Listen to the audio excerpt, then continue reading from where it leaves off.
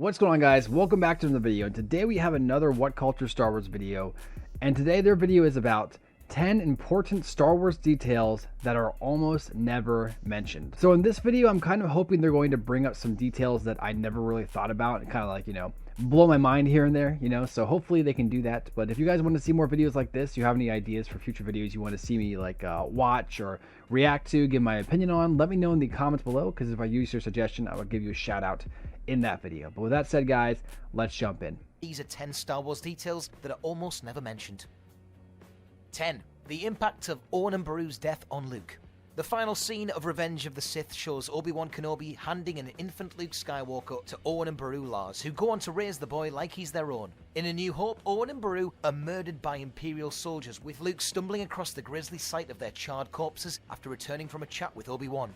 Though Luke is visibly shaken when he discovers what has happened to Owen and Beru, he immediately sets out on the path to becoming a Jedi Knight, and the impact that their deaths surely had on him is never mentioned again. Luke seems sadder about Obi-Wan's death, a guy who he barely knows, than he does about the deaths of a couple who, for all intents and purposes, were his real parents. With their deaths being so brutal, you'd imagine the image of their crispy bodies would gnaw at his insides constantly, especially considering he never got to say goodbye, or thank you, or anything. From a certain point of view, it's quite cold. Okay, I guess I never really thought about that much. I always just kind of think about Luke being, obviously sad when Obi-Wan dies, but I guess it is true. You get a little bit of him being somber about it, but it doesn't really seem to mess him up as much as you might think it would, considering they were his adoptive parents. So yeah, I see an argument for that. That sounds good. Number 9. How Palpatine built a Star Destroyer fleet without anybody noticing. How do I even... Let's do it anyway. Star Wars The Rise of Skywalker did such a bad job of explaining things that you had to go and play Fortnite if you wanted more context of the story. That was even so when the movie dumb. Did explain things, these I can't believe they explanations did that. were lazy, such as Poe's regularly memed line about how Palpatine has risen from the grave. Somehow, Palpatine has returned. Thank you, JJ. Clears things up. Something else the movie doesn't explain is how exactly Palpatine managed to build a massive fleet of souped-up Star Destroyers, a hugely important detail that the movie glosses over entirely. Where did he get the materials? How did he equip each ship with the planet-killing laser? How on Exegol did he finance this whole venture? With this fleet being the centerpiece of Palpatine's plan, it's unforgivable that the movie doesn't even try to explain it. And though extra backstory is available for those who want to do some homework, it's a total head-scratch for folks who only watch the films. Yeah, that's what the sequel trilogy did. Disney said, why give you all the information in this one movie you're going to pay once for, where instead Disney can be like this. Hey, here's this, and this is this. Here you go. If you want to know why this is this, well, you don't get to know that. Nope, you got to end up paying $10 for this book. If you want to know a little bit more on the side, you got to buy this game. You want a little extra here and there, you got to play Fortnite. And even then, it still doesn't make any sense. So yeah, that's definitely one of the biggest problems with the sequel trilogy is the story isn't in the movies. Okay, let's continue. Droids can possess human levels of sentience. Some of the most beloved characters in Star Wars are droids, with the likes of C-3PO, R2-D2, and BB-8 delivering many highlight moments in the movies they appear in. Despite this popularity though, something the movies never really discuss is that droids can possess incredibly high levels of sentience, and yet they're often treated as emotionless, disposable, or even just as jokes. Take C-3PO in Return of the Jedi, who seems terrified at the prospect of working for Jabba, and even expresses self-doubt, wondering aloud if he did something to warrant Luke leaving him behind. What could possibly have come over Master Luke? Is it something I did? Oh, 3PO, come here, give me a hug, if you can feel it. In that same movie, we even see a gonk droid screaming with pain while being tortured, which makes you think about all the other times droids have been damaged or mistreated and how they must have felt. Though the concept of droid rights was touched on in Solo: A Star Wars Story, it's an issue the movies have never done justice, despite the crucial role various droids have played in almost every single film. Droid rights now. 7. Yeah, I thought that same thing too. I remember in one of my high school literature classes, we were talking about how Star Wars was different than a lot of other sci-fis, and what made it a space fantasy was the idea of the droids having personalities. They're not just like, hello, I am a robot, like every other sci-fi did at the time. Star Wars actually added a sentience to their droids. Their droids were like people walking around, and they had like nerve endings and stuff like that. Or at least not that they necessarily had nerve endings, but they had like programming to the point where some could actually recognize pain from touch, which is interesting because like that's not really a thing ever anywhere else. So it's interesting for sure. Ewoks are highly skilled fighters. Mention the Ewoks to a casual Star Wars fan and they'll probably start talking about how adorable they are, which is fair enough. Just look at their fluffy little faces. They are fluffy. But look, something people never talk about, and something that, if their reputation as lovable plush toys is anything to go by, the movies haven't made clear, is that the Ewoks are among the most skilled fighters in the Star Wars galaxy. Just look at how they completely outclass the technologically superior Empire in Return of the Jedi. They coordinate their ambush outside the shield generator perfectly, starting off by using R2 and 3PO as a distraction, and following this up by forcing the Imperial troopers to split up and run into the woods, right where the Ewoks want them. And that's not to mention how bloodthirsty they are, with the little beasts fully intending to dine on Han until 3PO's magic convinces them otherwise. The Ewoks look fairly harmless, and the majority of their scenes are played in a light-hearted way, which greatly distracts from their brutality and combat efficiency. Teddy bears, they most certainly are not. Yeah, they're effectively just like, you know, like Planet of the Apes, right? They're just gorillas. I mean, they're bears, but like they are like the Planet of the Apes gorillas. Like they will kill you. And another thing about Ewoks is like, yeah, 1 or 2 isn't a threat, but when you have like 30 little bear savages with pointy sticks coming at you, like you're not gonna live. You're dead, you know. So yeah, that's true. People overlook that. The destruction of the Death Star brought the Empire's followers closer together. The destruction of the first Death Star at the end of A New Hope was a huge victory for the Rebel Alliance. But if you look at it from the Empire's point of view, then it was nothing short of an act of terrorism. The movies never touch on the fact Luke murdered millions of innocent people when he blew up the planet killing machine. All those janitors, technicians, what about the chefs, who were only working for the Empire because it was a job, or because they were too scared to leave? Further still, it's highly likely that this mass murder actually brought people from the Empire closer together, and possibly even galvanized the additional support for the Empire across the galaxy. Though this angle was somewhat explored in 2017's Star Wars Battlefront 2 game, the movies never take the time to ponder such interesting details, with the ramifications of the Rebels' victories never being looked at from the opposing point of view. It almost makes you want a Taken 2 style spin-off, where the father of a murdered Death Star employee hunts down Luke to enact his revenge. Go on, Disney. You know you want to. 5. See, I think that's an interesting take. There were some people who obviously, you know, that was kind of, as much as it was a big blow to the Empire, it was also like a martyr to them. Like it kind of got them more rallying. But a lot of people really hated the Empire. Like a lot of people who were in the Empire hated the Empire, and the only reason they did it was because it was so powerful. What are you gonna do? Yeah, there were some who saw it as an act of terrorism, but there were some who saw it as an act of freedom. And actually, I would probably say the majority of people probably saw it as an act of freedom, especially if you look at the end of Return of the Jedi, when some of the biggest cities, from Coruscant, Naboo, you know, we just see a bunch of like people all across the galaxy just celebrating. And usually people in the right mind don't celebrate terrorism. So I think that's a good example to show people did not like the Empire. And like I said, Return of the Jedi at the end of that, it proves that. So yeah.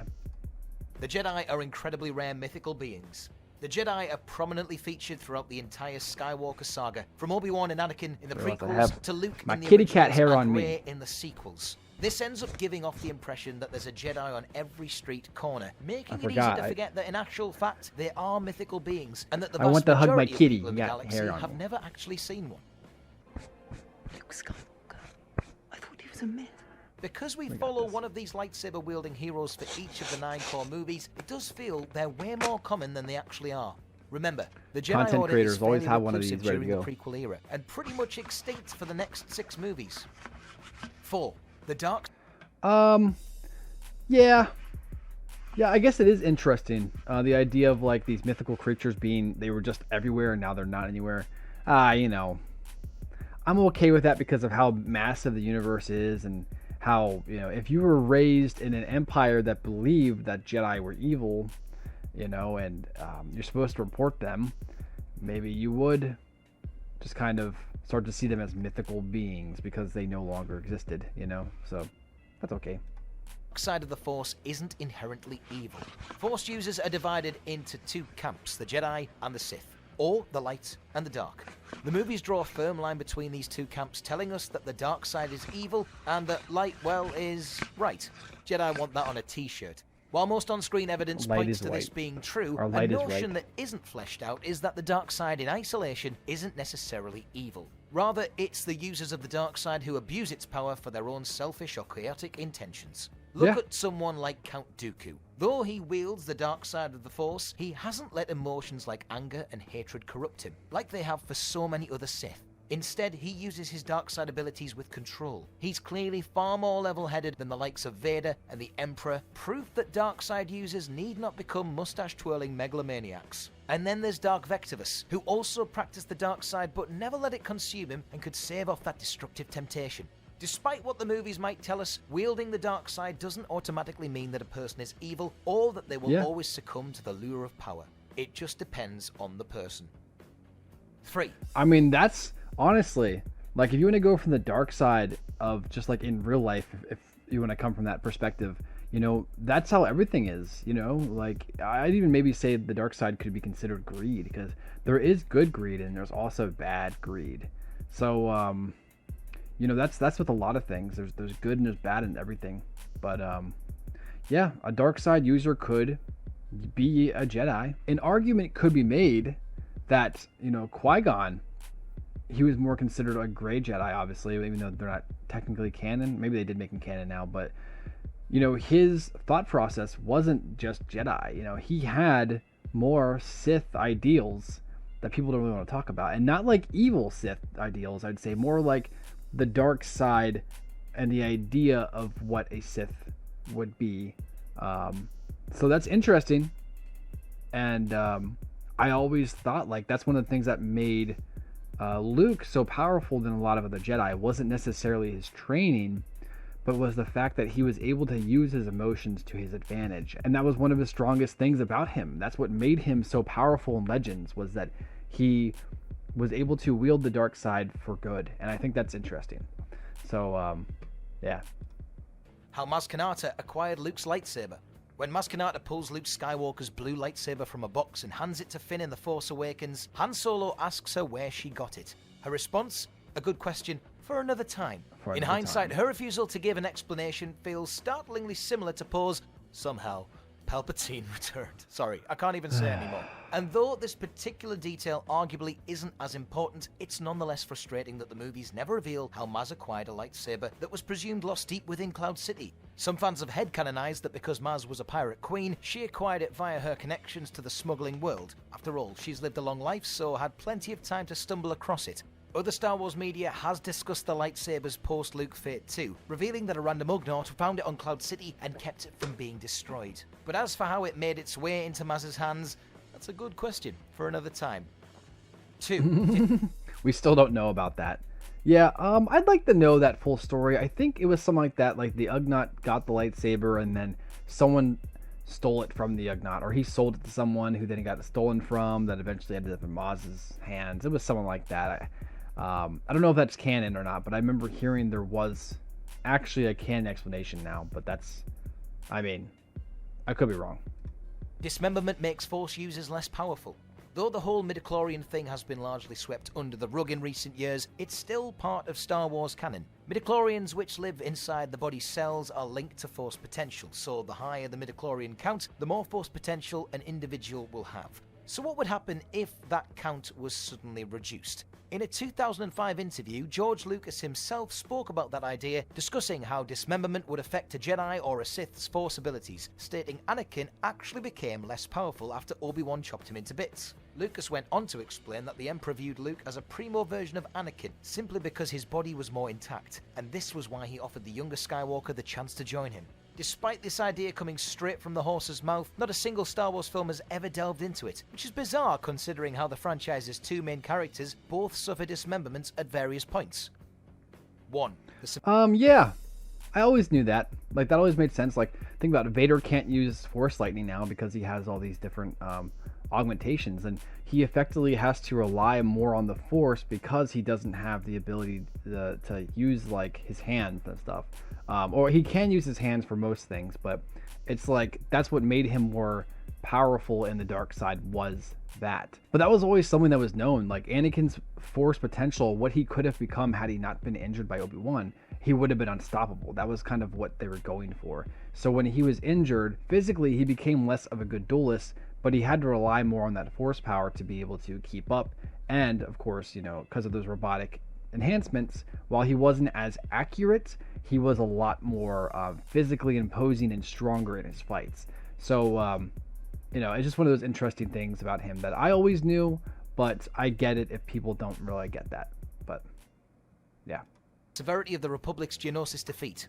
The arena battle in Attack of the Clones is a terrific spectacle, but the ramifications of its outcome are severely underplayed throughout the rest of the prequels. To recap, Jedi Master Mace Windu leads a strike team into the Geonosis arena to rescue Anakin, Obi-Wan and Padme, only to be met by an army of battle droids. An all-out brawl ensues and many Jedi are slaughtered, with the survivors being rescued by Yoda, who whisks them away with some rather handy gunships. Despite hundreds of Jedi entering the arena, there's only a handful of them left when Yoda shows up, meaning a vast majority of what was supposed to be the most formidable fighting force in the galaxy was killed within minutes. Even worse, Mace tells Yoda before the battle, "I'll take what Jedi we have left," implying the ones in the arena were all the Jedi that remained. Weirdly though, the rest of the prequels fail to convey how catastrophic it was that so many Jedi died in such a needless manner. I'm afraid to say there's not much we can do about this now, but let's just hope that Palpatine somehow doesn't return. Huh. I guess that's true. Episode 2 had a really big moment with that. Like that is something big that really did kind of get glossed over. I always saw it as, you know, this is the Jedi's true first threat in a long time. And as you can see in Clone Wars, as time goes on, the Jedi and stuff, they get better. You know, they learn how to be better in war. Yes, they train for conflict fighting, battle, dueling, and stuff like that, but you're never really into a real fight until it's actually like life or death. And I think this was a big wake-up call for them, and that's why they're so much more better than they are in episode 2 when you see them like in episode 3. Even Obi-Wan, who was considered one of the better duelists at the time in episode 2, he's way better than he was by episode 3 because of the Clone Wars and because he got you know, molded by that time. So yeah, these are all pretty interesting. What do you guys think? Did you agree with these? Do you disagree with them? What are some ones you would add personally into this list if you had the ability to? Like, what other things in Star Wars do you think doesn't get enough attention? Let me know in the comments below. Please consider leaving a like, subscribe, turn notifications if you enjoyed this video. Like I said in the beginning of this video, if you have any cool ideas for future videos you want to see me react to or give my opinion on, let me know in the comments below, because if I use your suggestion, I will give you a shout out in that video. But thanks again for watching, and I'll catch you next one. Peace.